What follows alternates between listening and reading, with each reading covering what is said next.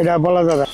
এনে ডুবালুকে বলছিল, ডুবালু অনেক কিছু দেখছিল নিচে, দেখার পরে ডুবালু করে বলে দিছে যে যদি তুই যাই বাইশে টানে ওইটা কেউর কাছে কোনো কিছু বলস যে এনে যা দেখে গেলি তাহলে তুই বাঁচবি না।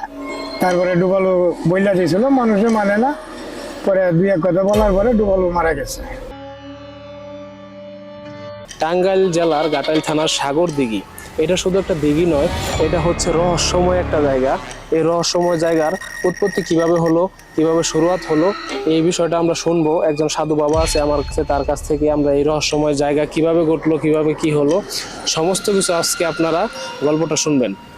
এটা শুরুয়াত হলো বাবা 3000 কামলা দিয়ে এক রাতে এই পুকুরটা খোঁজা হয়েছিল। হওয়ার পরে কিন্তু পানি ওঠে না, পানি না ওঠার পরে রাজাকে স্বপ্নে দেখাইলো তার পরিবার নামলে পানি উঠবে। তারপরে তার পরিবারকে নামায় দিল, পানি উঠলো, তার পরিবার তল হয়ে গেল। তল হয়ে যাওয়ার পরে মনে করে যে অনেক কিছু আছে এনে, সন্দুক মন্দুক অনেক কিছু জিনিসপত্র আছে। তারপরে তার পরিবারকে স্বপ্নে দেখাইলো যে উইটা দুইটা বাচ্চা পেয়ে গেছিলো টানে, বাচ্চা দুইটাকে দুধ দিতে পারবো কিন্তু তাকে আটকাইতে যাবো না, আটকাইতে পারলে তার এখানে কোনো অস্বস্তি থাকবে না।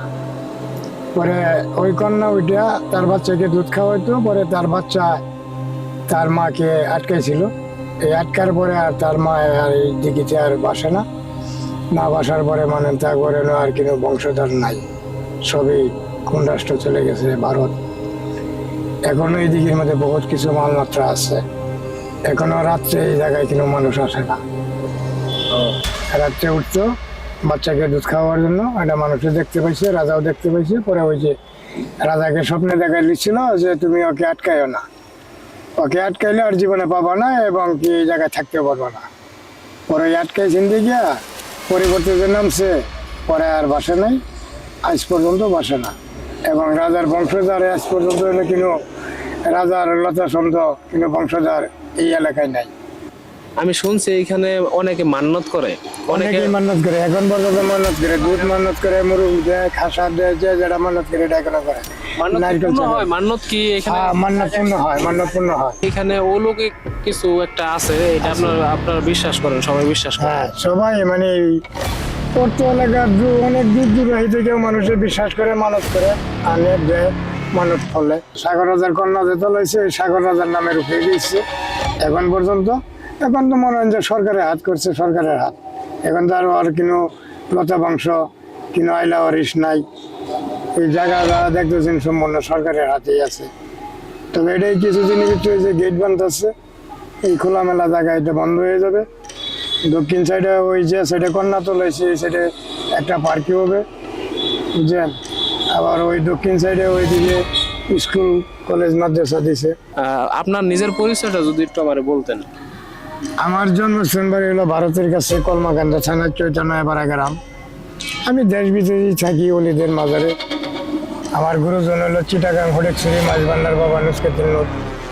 তার আশীর্বাদ নিয়ে মনে হয় যে আমি সারা বাংলায় যে কোনো জায়গায় ঘোরাফেরা করি, দেশ বিদেশে। এটাই আমার কাজ, আর কোনো কাজ নেই। আল্লাহর প্রেমে নিজেকে বিলাই দিছি, আমার কোনো কিছু নাই বাবা। আমার একমাত্র জরুরি আল্লাহ পাকি আছে, সৃষ্টিকর্তা। আর আমি যে কোনো একটা কাজের লাগে একজনে ডাক দিলে সীমিত আমার যদি কিছু 2-4 আনা দিলেও না দিলেও যদি আমি আল্লাহর নামে তাকে একটা উপহার দিই, উনি কবুল করে নেন, এটাই আমার কর্তব্য।